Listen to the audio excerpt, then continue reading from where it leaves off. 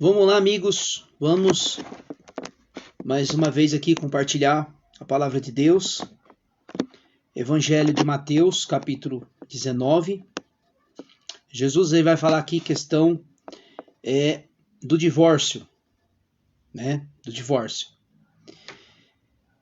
A Bíblia, ela condena, reprova o divórcio. Então, aqui, os religiosos daquela época foi questionar Jesus a respeito disso. Mas vamos entender aqui no seu contexto. E tendo concluído estas palavras, Jesus saiu da Galiléia e foi para o território da Judéia, além do Jordão. E seguiram uma grande multidões, ele os curou ali. Então, aproximando os fariseus para testá-lo,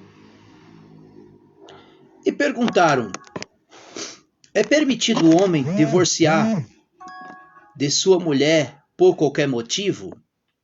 Então essa foi uma pergunta que os religiosos dessa época perguntou para Jesus.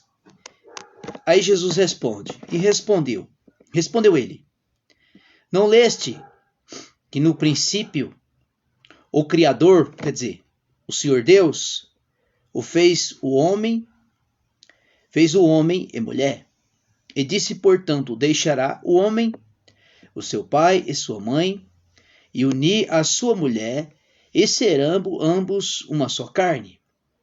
Assim já não são mais dois, mas uma só carne. Portanto, o que Deus uniu, o homem não separa. Veja aqui que Jesus, ele usou, lá na criação, Gênesis capítulo 2, a partir do verso 20, do capítulo 2, verso 20. Assim o homem deu o nome de todos os animais domésticos, das aves do céu e todos os animais do campo. Mas para o homem não se achava uma ajudadora que lhe correspondesse. Verso 21. Então o Senhor Deus fez cair um sono pesado sobre o homem, e este adormeceu. Então tomou o Senhor Deus uma das costelas e fechou a carne em seu lugar. Então da costela que o Senhor tomou, o homem formou uma mulher e trouxe ao homem. E disse ao homem: esta agora é osso do teu osso, carne da minha carne, e se lhe chamará mulher, pois o homem foi tomado. Portanto, deixará o homem, o seu pai e sua mãe, e unir-se à mulher, e serão ambos uma só carne. Veja aqui que Jesus disse: olha, casou, não separe, porque se separar, ambos vão estar em adultério. Mas vamos lá. Aí vem outra pergunta dos fariseus, e perguntou: então por que mandou Moisés dar-lhe carta de divórcio e mandar embora? Verso 28. Aí Jesus respondeu: Moisés, por causa da dureza dos vossos corações, vos permitiu mandar embora vossas mulheres, mas no princípio não foi assim. Vos digo, porém, qualquer que se divorciar de sua mulher, não sendo por causa de imoralidade sexual, casar-se com outra, comete adultério, e se casar-se, divorciar também, comete adultério. Então, o negócio aqui é simples. O que Jesus está falando assim? Casou, filho? Casou, filha? Fique até a morte, que a única coisa que separa o homem da mulher é a morte. Está livre para casar novamente. Se casar, estará em adultério. Entendeu? Essa é a regra. Ou é ou não é. Não temos que ficar passando a mão. É isso que a palavra de Deus nos diz. E disseram então os discípulos: se essa é a condição entre o homem e a mulher, então não convém casar. Aqui agora que Jesus ele vai falar em questão dos eunucos. né, dos eunucos. Que tem eunuco que foram feitos por mão dos homens. O que é eunuco? Um homem que não faz relações sexual, não tem filhos, né? Acabou, é eunuco, eunuco. Os eunucos eram muito usados pelos escravos, né?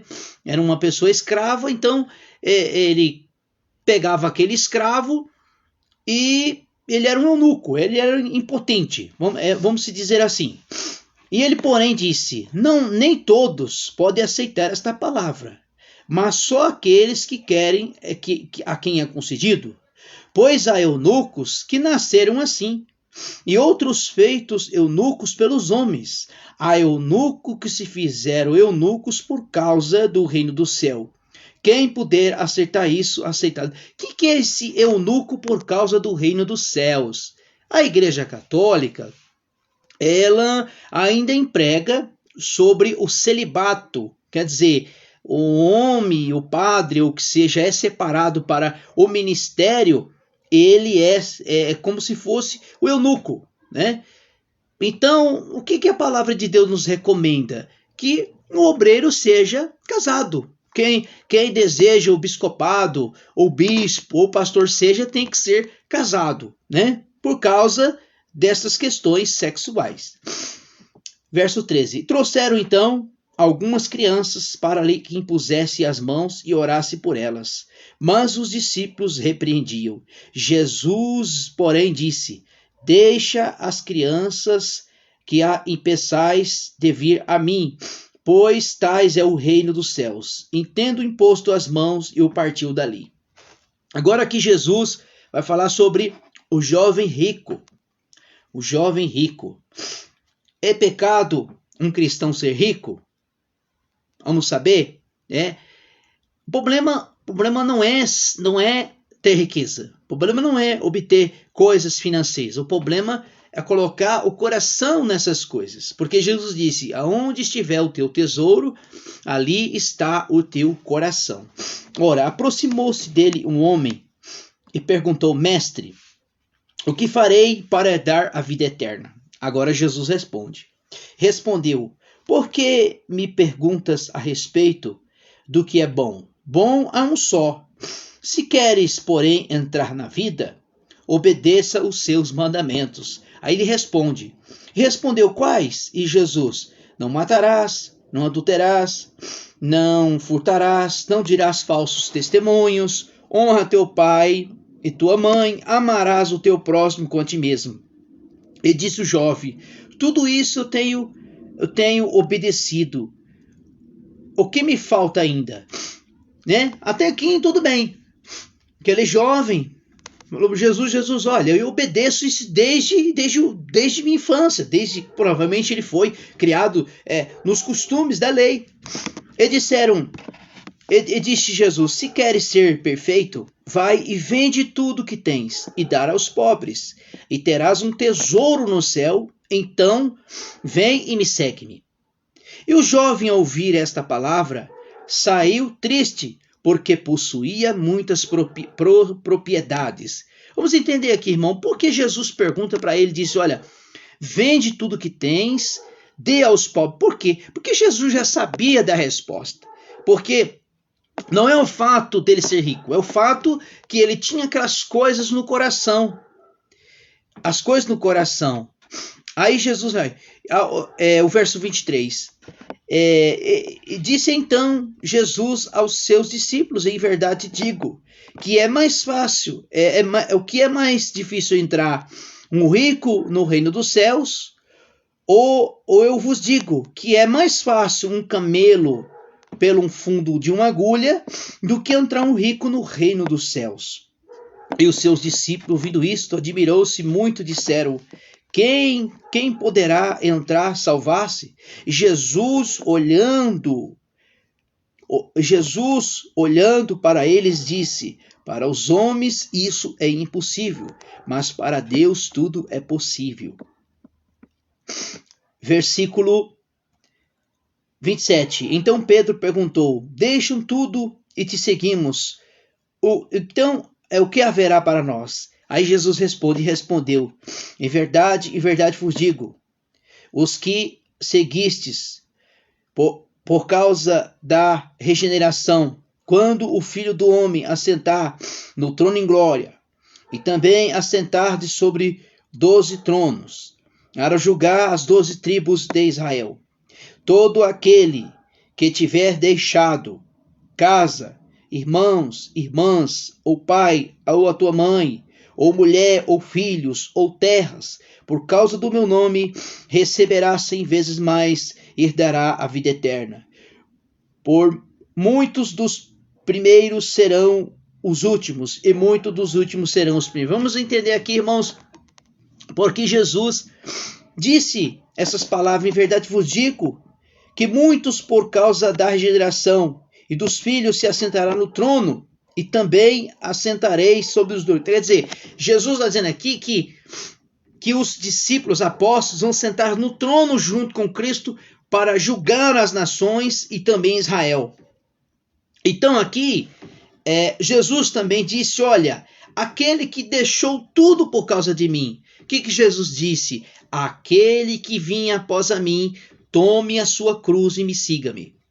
No começo, o rico pode entrar no céu? Pode. Mas ele não pode colocar a sua riqueza no seu coração. Olha aqui que o apóstolo Paulo vai dar um conselho para Timóteo a respeito disso. Diz assim, 1 Timóteo, capítulo 6, a partir do verso 3, diz assim, se alguém ensina outra doutrina que não concorda com as sãs palavras do nosso Senhor Jesus, ou com a doutrina que é segundo a piedade, o soberbo nada sabe, mas delira acerca das questões e contendas e palavras dos quais nascem invejas, blasfêmias, suspeitas malignas, contenda de homens corruptos, de entendimento privados da verdade, cuidando-se da piedade e fonte de lucro. De fato, um grande fonte de lucro é a piedade e o contentamento, porque nada trouxemos para este mundo e nada podemos levar dele. Tendo, porém, sustento, vestir e sejamos contentes. Os que, porém, querem ficar ricos, caem na tentação do laço e muitos desejos descontrolados e nocivos, os quais submergem os homens à ruína e à perdição.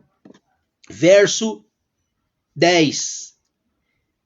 Por amor ao dinheiro é a raiz de todos os males. Nessas cobiças, alguns se desviaram da fé e se atormentaram por muitas dores. Quer dizer, por isso que Jesus disse, aonde estiver o teu tesouro, ali está o teu coração. Então, não é o fato de ser rico, o problema é colocar o dinheiro, aquilo que você tem no coração. Que Deus os abençoe.